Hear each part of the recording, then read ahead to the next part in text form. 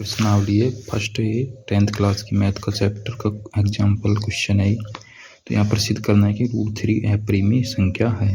तो जैसे अपरिमेय संख्या की डेफिनेशन बताई थी, यानी वे संख्याएं जिनको P/Q के रूप में अपन नहीं लिख सकते हैं। ठीक है ना, P/Q के रूप में नहीं लिख सकते, वे क्या कहलाती हैं? अपरिमेय संख्याएं। जैसे √2, √3। ठीक है,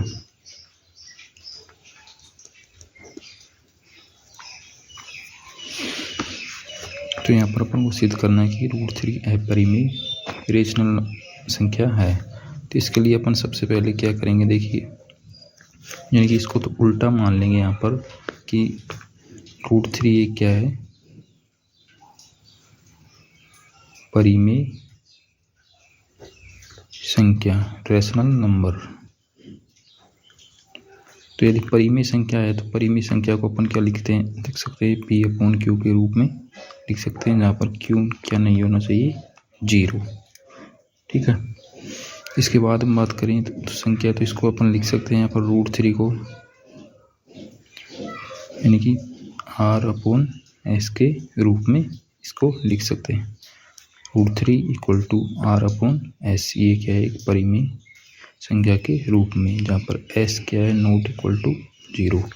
तो देखिए, ये P/Q के रूप में अपन लिखते हैं। तो इसके लिए अपन क्या करेंगे, अपन इसको, यानी कि इसमें जो ये है केवल एक के अतिरिक्त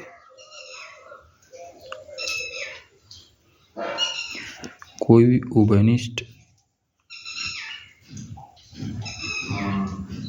गुणनखंड, यानी कि जैसे यहाँ पर कोई संख्या है 4/6। ठीक है ना, अब यहाँ पर देखिए, एक तो 1 और 1, इसका उभयनिष्ठ क्या हो जाएगा यहाँ पर? 2। तो इसको क्या लिखेंगे अपन यहाँ पर? 2/3। ठीक है ना, यानी कि इसको अपन क्या करेंगे, इसको प्राइम नंबर यानी कि सहअभाज्य संख्याओं के रूप में लिखेंगे। यानी कि माना इसमें जो कोई क्या है, उभयनिष्ठ, यानी कि 1 के अतिरिक्त क्या है? उभयनिष्ठ गुणनखंड है। यदि केवल और केवल 1 होता है तो वो क्या कहलाती है? सहअभाज्य संख्या। तो वो जो उभयनिष्ठ गुणनखंड है उसका अपन यदि इसमें भाग देंगे, ठीक है ना, जैसे यहाँ पर भाग दे दिया उभयनिष्ठ गुणनखंड का, तो इस संख्या में, तो यहाँ पर क्या आ गया? 2/3। तो जैसे ही उभयनिष्ठ गुणनखंड का क्या दिया इसमें? भाग। तो उभयनिष्ठ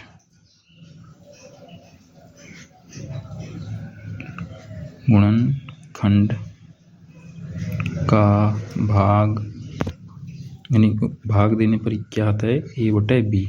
इसके यानी कि क्या है? कोप्राइम नंबर यानी सहअभाज्य संख्या है। यानी इनमें जो उभयनिष्ठ गुणनखंड है केवल और केवल 1 है। जैसे यहाँ पर 2 और 3 में उभयनिष्ठ गुणनखंड क्या है? 1 है। ठीक है ना, तो इसको क्या लिख सकते हैं अपन यहाँ पर? समीकरण नंबर यहाँ पर 1 डाल देंगे। ठीक है ना, इनको लिख सकते हैं B√3 = A। समीकरण नंबर 2, B × √3 = A। अब इनका क्या कर देंगे? वर्ग कर देंगे अपन। वर्ग करने पर समीकरण 2 का, तो यहाँ पर देखिए क्या हो जाएगा? B² 3 = A²। तो यानी कि यहाँ पर देखिए, ये जो संख्या है यानी A² क्या है यहाँ पर? इसके गुणा है, तो यानी ये इससे विभाजित है। यानी A² क्या है? 3 से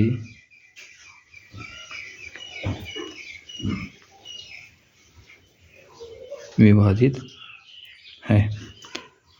तो एक प्रमेय अपन ने पढ़ी है सबसे पहले 1.2 जो प्रमेय है।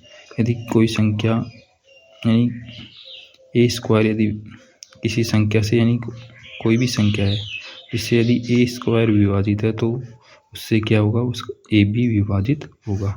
तो यहाँ पर देखिए A² 3 से विभाजित है तो क्या होगा? AB क्या होगा? विभाजित होगा 3 से।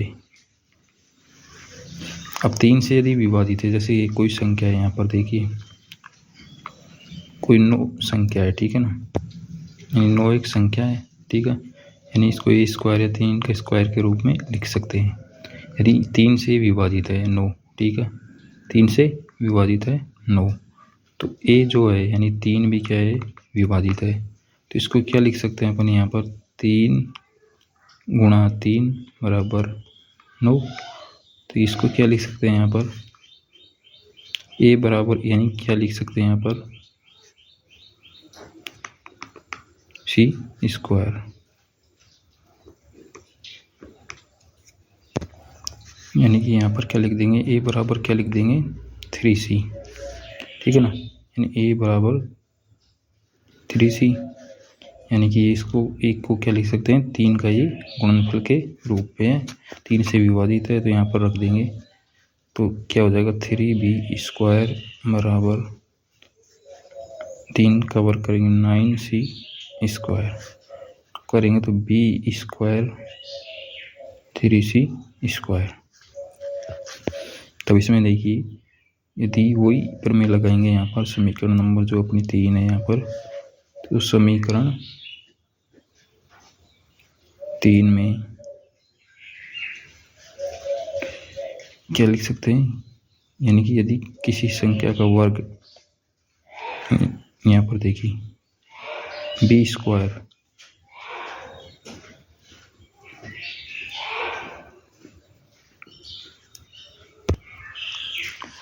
तो देखिए बी स्क्वायर यदि 3 से विभाजित है तो बी भी 3 से विभाजित होगा, ठीक है ना, तो यहाँ पर देखिए उभयनिष्ठ यानी ए और बी में उभयनिष्ठ गुणनखंड 3 विद्यमान है, तो यानी कि यदि उभयनिष्ठ गुणनखंड विद्यमान है तो ये क्या है, एक परिमेय संख्या है, ठीक है ना, उभयनिष्ठ 3 क्या है, परिमेय संख्या है जो कि एक विरोधाभास की स्थिति है।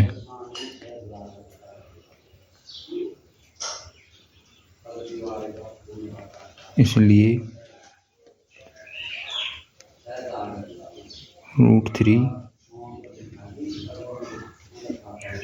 एक परिमेय